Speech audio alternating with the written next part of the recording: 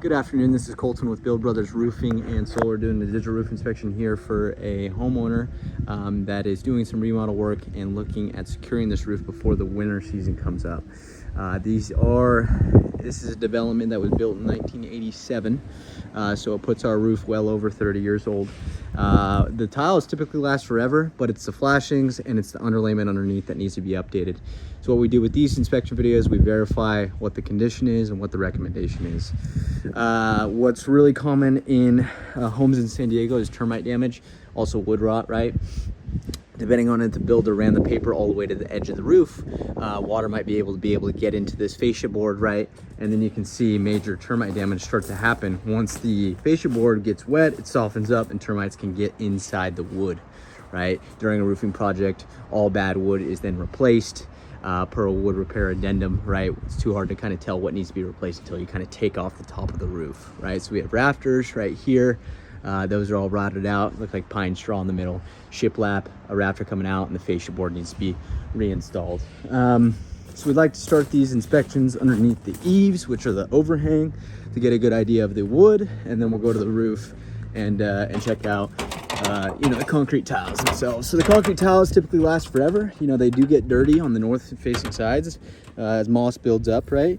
This isn't meaning that the tiles are bad. It just happens because it gets less sun exposure, and so the water kind of creates moss growth. What we can see here that's happening, which is a concern, is you can see these nail holes that are all exposed right here. Very common for a builder to stretch tile, right? Use less material. It's called tile stretching. Any one of these nail holes is an area where water can get in, right? It's congruent. You can see along this whole front garage section right here. So this is a concrete S-tile, right? If it was clay tile, you'd be really fragile and you couldn't walk on it. It's actually a concrete S-tile. Over time, the mortar deteriorates, right? And you have ways that water can get in, right? When we do a lift and reset, we lift up all the tiles, just keep them on the ridge, and then replace all these mortar flashings with metal flashings. We add a flashing basically underneath the ridge cap here to prevent from wind-driven rain to get in. And actually there's been a leak that's been repaired from that incident, right? You can see here on the south facing side, you get a lot less moss because of more sun exposure. And the reason we don't use mortar anymore is because they crack over time. You can see where we can get in. Look at this section right here. So you can see the ridge board right here. All the mortar caps on this side have been sloughed over. So you can see the ridge board, it's actually leaning that way as well. Exposed nails, wind-driven rain can easily get underneath this. This continues along the whole side. I don't know how this happened. Rain, wind, but you can see, just pulled down the tile right there so you can see the paper heavily expired.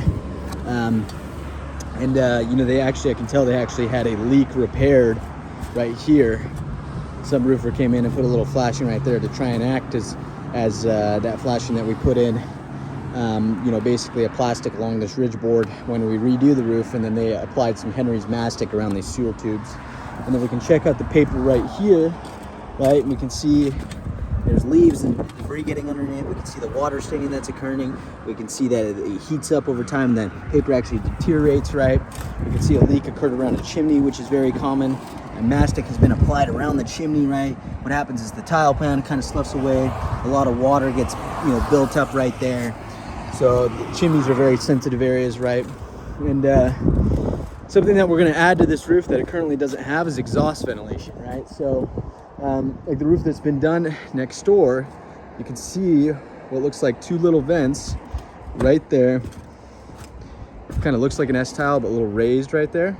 That is an exhaust vent called an O'Hagan vent. We're gonna add a couple of these to the attic. It gives the ventilation of the attic better, right?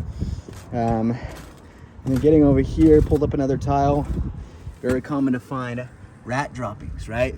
So very common with older roofs, rats can find their way into the roof, and so this can cause rat droppings, deterioration of the paper. We can see the calcification and staining that's occurring. Usually fixing a roof and lifting it up and replacing all the flashings and stuff like that eliminates the areas where rats can get in. So yes, this roof is at the end of its life. We need to update ventilation. We need to get these ridge caps all put back in order. We're going to need to bring in a little bit of tile. We're going to reuse everything we can, but there's a little bit of tile stretching, so we'll put the replacement tile on the back side where you can't see it. and we'll work up a nice quote for the homeowner so that we can get this roof all fixed before winter. Now, a big recommendation from Build Brothers here is that with the issues that we're seeing, right, with how this is aligned right here, I know we did an interior remodel. We really need to secure this from the top down. We have too many sensitive areas to worry about. Those ridge caps, wind-driven rain is going to get right behind it, coming all along that attic space. So we can get on it quick. Give us a couple weeks, we'll get a crew on it. But yeah, this is our inspection video. Thank you.